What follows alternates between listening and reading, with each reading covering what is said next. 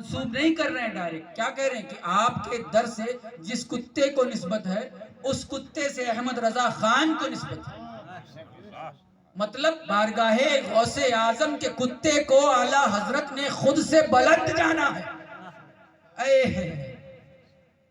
کیا سمجھے؟ بارگاہ غوث اعظم کہ کتے کو اعلیٰ حضرت نے خود سے بھی بلند جانا ہے. اور آج ہم کیا کر رہے ہیں؟ آقا کی بارگاہ میں جا کے وہ نعرے لگا رہے ہیں. اے ہے جس بارگاہ میں حاضری کا یہ احترام اعلیٰ حضرت کا کہ دروازے پہ فاتحہ پڑھی اور خود کو اس لائق نہیں سمجھا کہ اس بارگاہ میں اپنا قدم رکھ دے. وہاں جا کے ذرا بتائیں کیا اس سے اعلیٰ حضرت کی روح کو تسکین ملتی ہوگی؟ اور بھی نعرے لگائے گئے بزرگان دین کی، زندگی بھر تو ان کو اختلاف میں ملوث رکھا، اس کے باوجود یہ حرکت.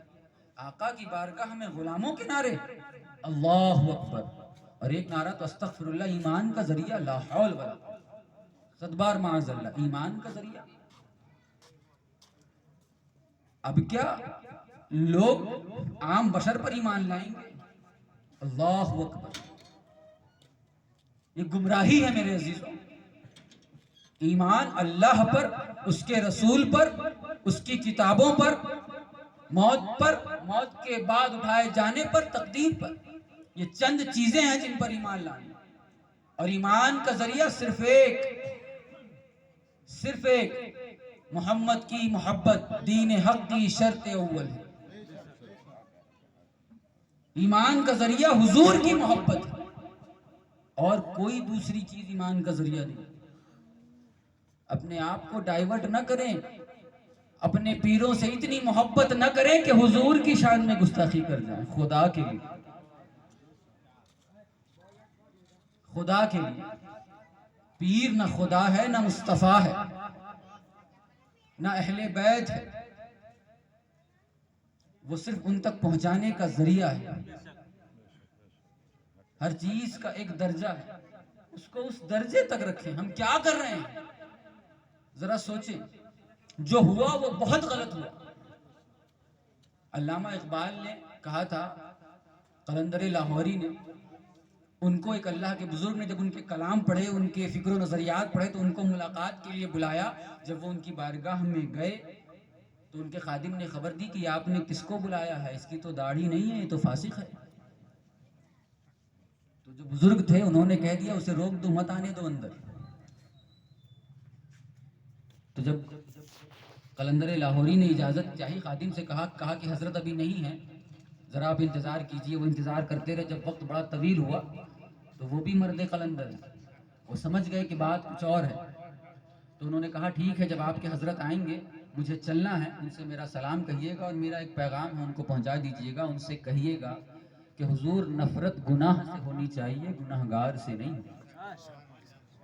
یہ صوفیاء کا طریقہ ہے، یہ صوفیاء کا طریقہ ہے کہ وہ انسان کی غلطیوں کو، ان کے گناہوں کو گندگی کی طرح دیکھتے ہیں، میل کی طرح دیکھتے ہیں، اس پہ برہم نہیں ہوتے.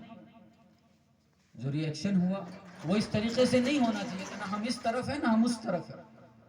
کوئی یہ نہ سمجھے کہ صاحب آئے تھے اور ان لوگوں کا سپورٹ کر کے چلے گئے جو تو فلاں ہیں فلاں ہیں فلاں.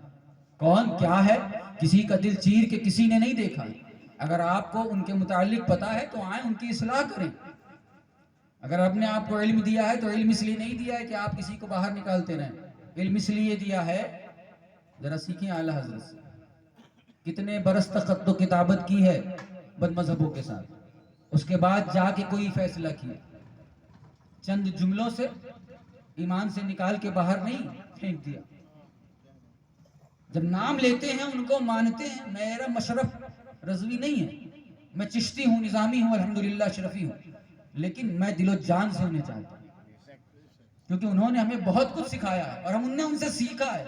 ہم ان کی ذات سے اپنی مفاد کو حاصل نہیں کرتے، ہم ان کی بات کو پہنچانے کا کام کرتے ہیں. اور ابھی آپ لوگوں تک بھی وہی پہنچا رہا ہوں کہ ذرا سوچیں، کسی کو سمجھائیے آ کر کے.